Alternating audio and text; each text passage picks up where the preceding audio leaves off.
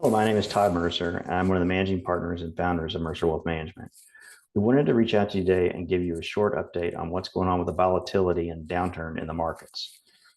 I read an interesting quote this morning from Warren Buffett, and it kind of goes like this: the light can go from green to red without pausing at yellow, and that is certainly what has happened here with these markets.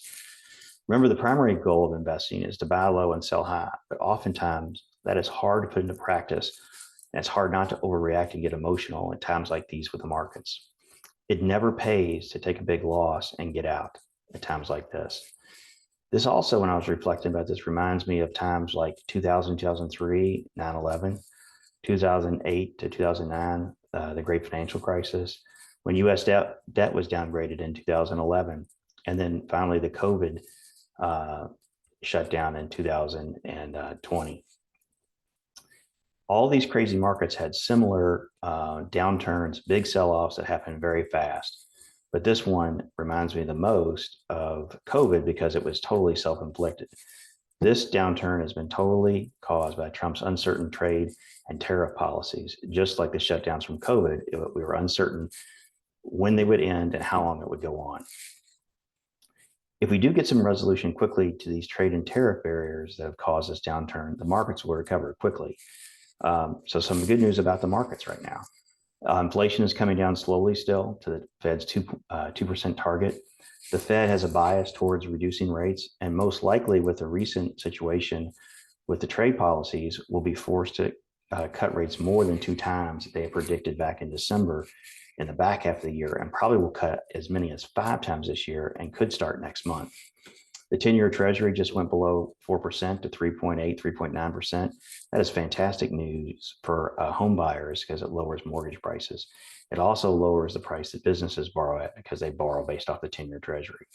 Employment is still very strong. We had a great employment report this morning.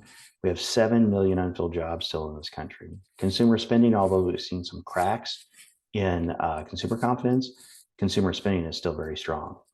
The Tax Cut and Jobs Act 2.0, or the more commonly known as the Trump tax cuts of 2017, are coming in front of Congress as soon as next month. They also should have some additional incentives, 100% bonus depreciation, incentives for oil companies to drill, incentives for manufacturing companies, and also some deregulation. They'll be going through reconciliation, so it shouldn't be held up in Congress. Tech spending on artificial intelligence is still strong, and AI is having a huge impact on worker productivity. The big negative in all of this, again, is the Trump trade policies and tariff issues, totally self-inflicted again. The crazy thing is this could all end from a tweet on social media on True Social. There's no way to run the U.S. economy. That said, I do think that most of the tariffs will not be in place in 2 months from now, and certainly not 6 months to a year from now. I think most are going to get negotiated away with the other countries as they drop trade barriers. Other countries are already coming to the table and have dropped trade barriers, to name a few: Vietnam, Israel, Argentina, and Canada. Remember, long-term investors are rewarded through patience. As ugly as we think this is, it will pass like the other corrections that I mentioned. Please know we're watching the situation very closely and making changes to the portfolio as necessary. If you have concerns and want to talk to one of the members of the team, please reach out to us, and we'll be happy to talk to you and help you through this troubling time. And the reverse of Warren Buffett's quote that I mentioned earlier, the markets can go from red to green without pausing on yellow on the upside.